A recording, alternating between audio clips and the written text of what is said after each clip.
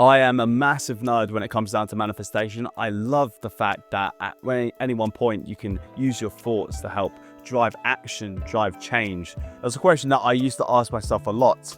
And this was, how do I create energy? But more importantly, how do I create attractive energy? This is the energy where if you walk into a room, you earn people's respect. This is the type of energy that makes you seem more intelligent, more confident. This type of energy is what gains you success in the professional market and also in the social economy.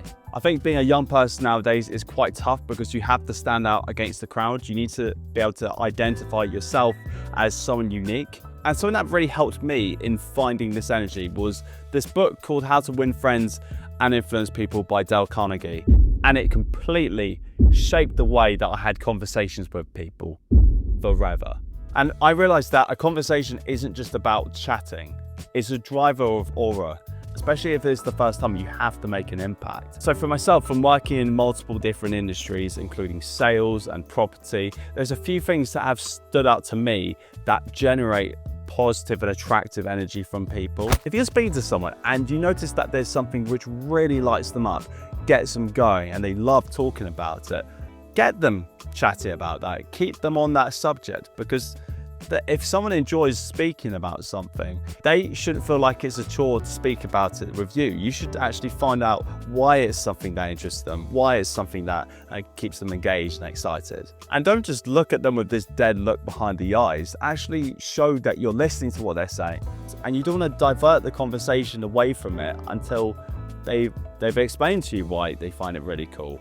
Like if the person you're speaking to really loves doing paddle on a Friday, you want to get them to talk about that. You don't want to change the topic of conversation to tennis. You want to make lots and lots of eye contact. There's nothing that's more sexy and more attractive than someone that's not afraid to look deep into someone's eyes. Wow, that sounded really, really intense.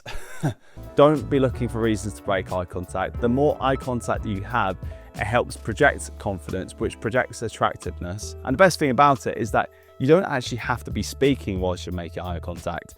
You can literally just look at someone and help convey that you're relaxed around them, you're comfortable. And that is something that is a very attractive trait.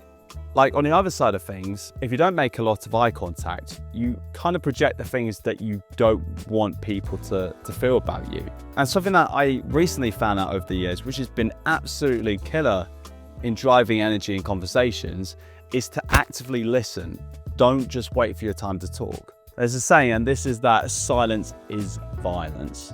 If I'm having a conversation with someone and I think that they've finished, I'll give them a small pause before I'm about to speak, just in case they want to say anything else. And what this does is that it creates a nice flow to the conversation, because I actually end up interrupting people a lot less. And this pause is actually really valuable as well, because it gives you a little bit of time to ask some really good questions, to maybe pick up on some details which you noticed when they were running through their story with you. But moving back to the questions, you want to make sure you ask really good questions. Don't just ask questions which aren't going to lead anywhere, because that's what kills the conversation. That's what kills the vibe. You're going to make sure that these questions help generate a new level of interest with the person you're speaking to. Now finally, it's your time to tell the story, what you want to talk about. So what you want to do is find some way to involve this person in your story. You don't just want to talk at them. You don't want to just be ranting at them about something which they can't get a word in edgeways. You don't want to just tell someone that you've been to this bar or you've traveled to this country. You want to ask probing questions that help connect them to this experience that you've had. And when you're in the middle of your story, you really want to emphasize certain things. Give a real sense of passion and importance behind the story that you're telling, even if the details might be a little bit boring. And this is because if it's important to you, it'll quickly become important to them. I think what a lot of this is practice.